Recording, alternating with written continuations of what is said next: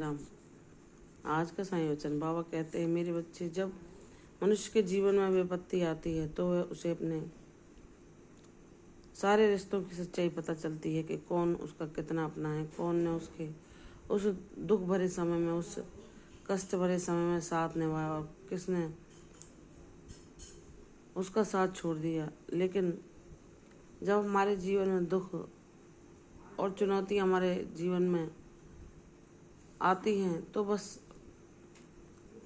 हमें ईश्वर का साथ ही मांगना चाहिए, क्योंकि कोई कितने से भी प्यारा रिश्ता क्यों, कितना प्यारे से प्यारा रिश्ता क्यों ना हो, सब विपरीत समय आने पर बदल जाते हैं, सब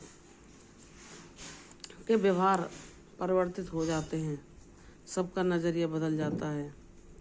जो लोग अच्छे समय में हमें अपना होने का दिखावा करते थे, हमें झूठा प्रेम प्रदर्शित करते थे, वही विकट परिस्थितियों में देखकर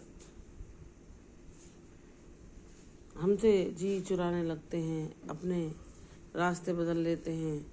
और तब हमें यह जीवन का सत्य पता चलता है कि यह जीवन तो एक मोह माया है। यहाँ जिसके पास जो समर्थ है, जिसके पास समृद्धि है, उसी की पूजा होती है, चाहे उसने वह कैसे भी प्राप्त क्यों न की हो। सच्चे हृदय वाले इंसान, जिसके पास अगर धन का अभाव भी है तो उसके सद्गुणों को भी कोई नहीं देखता, क्योंकि इस संसार में पैसे वाले धनवान व्यक्ति को ही पूजा जाता है, श्रेष्ठ माना जाता है, चाहे उसके अंदर कितने भी अवगुण क्यों ना भरे हों। लेकिन हमारे बाबा हमें यह ज्ञान प्रदान करते हैं कि मेरे बच्चे, ईश्वर इन बातों से प्रभावित नहीं होता, क्योंकि ईश्वर ने ही रचना की है। और हम जो अपने जीवन में सुख दुख या समृद्धि और अपने जीवन में पैसों की तंगी देखते हैं, वह भी हमारे प्रारब्धों के कर्म भोग के कारण ही हमारे जीवन में परिस्थितियाँ आती हैं। तो उन्हें हमें अपना पिछला कर्म जो हम भूल चुके हैं उसे उसका परिणाम मानकर हंसते हंसते सबरी के साथ उन्हें सहन करना चाहिए, ना ही ईश्वर से शिकायत करनी चाहिए, क्योंकि ईश्वर किसी को सुख और दुख नहीं देते।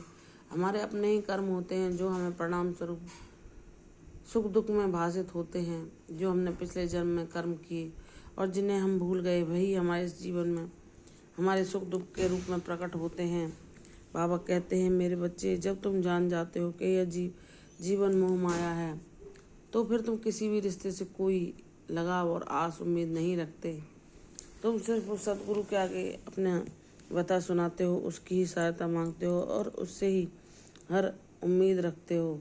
मेरी बच्ची, जहाँ तूने कठिन समय में सबके असली चेहरे देखे, तुझे लोगों के हृदय की वास्तविकता पता चली, किसने तेरा कितना साथ निभाया। लोगों ने उस विपरीत समय में तुम्हें सांत्वना के दो बोल बोलने के बजाय वह सूल रूपी तानों को तुम पर बरसाया, जिन्होंने तुम्हारे कष्ट को कम न करके और बढ़ाया। यह तुम्हारे सबरी की परीक्षा थी, यह तुम्हारे सहनशीलता की परीक्षा थी। मेरी बच्ची, तुमने स्वयं को असमर्थ पाया उन समृद्धिशाली लोगों के आगे, जिन्होंने अपने अहंकार के सामने तुम्हें हर पल नीचा दिखाने की कोशिश की।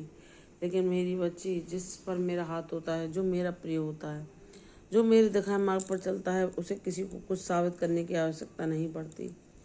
और ऐसे लोग जो अहंकार और अपने पैसे के दंभ में इतरा रहे हैं और जो ईश्वर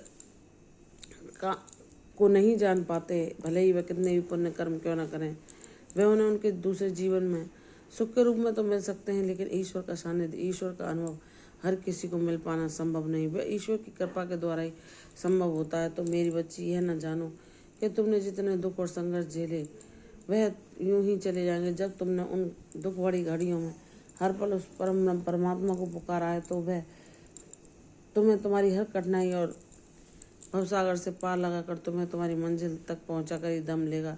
बस तुम्हारा विश्वास अडिग होना चाहिए। यही अडिग विश्वास, चाहे तुम्हारे लंबे प्रयासों के बावजूद तुम्हें सफलता ना मिले, लेकिन क्षण मात्र में वह लीला, वह चमत्कार तुम्हारे जीवन में वह परम परमेश्वर करते हैं, जहाँ सब कुछ परिवर्तित हो जाता है। सारे तुम्हारे दुख कष्ट दूर होकर तुम्हारा जीवन सुख शांति समृद्धि प्रसन्नता आरोग्यता और खुशहाली के से सब सदैव के लिए भर जाता है और यह उस परम ब्रह्म परमेश्वर की कृपा द्वारा ही होता है।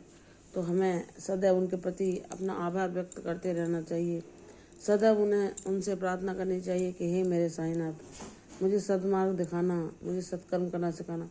कोई मेरे संग कैसा भी व्यवहार क्यों ना करे, लेकिन मैं उसे वैसा ही व्यवहार ना लौटाऊं, ऐसी मुझे शक्ति देना। क्योंकि अगर हमने किसी के साथ, अगर वह हमारे साथ अपेक्षापूर्ण व्यवहार कर रहा है, हमने भी वही किया, तो हमें और उसमें क्या अंतर रहा। इसलिए बाबा हम सबको क्षमा करते चलें और हम सबके साथ अच्छा ही करें, ऐसी सद्बुद्धि हमें देना। हमारा ये मानव जीवन आपकी भक्ति में ऐसे ही बीत जाए, ऐसी कृपा करना। हमें इस काबिल बनाना कि हम सेवा के मार्ग पर चल सकें और दीन दुखियों को अपनी सहायता प्रदान कर सकें। हे मेरे बाबा, हमें इस लायक बनाना कि हम दूसरों को खुशियाँ बांट सकें, दूसरों को भी वह आशा की किरण दिखा सकें जो जहाँ लोगों की उम्मीदें टूटती हैं। बाबा कहते हैं, मेरी बच्ची, तेरे प्रयास जिनमें तुझे अभी तक कोई सफलता मिलती नहीं दिख रही, वह आश्चर्यचकित रूप से सब बदल जाएगा और वह मेरी लीला होगी। प्रतीक्षा करो, शुभ समाचार तुम्हें शीघ्र मिलेगा। विश्वास रखो, तुम्हारी जीत अवश्य होगी। प्रसन्न रहो, ये सचिव दीर्घायु कल्प राम साईं, तब तक के लिए ओम साईं राम।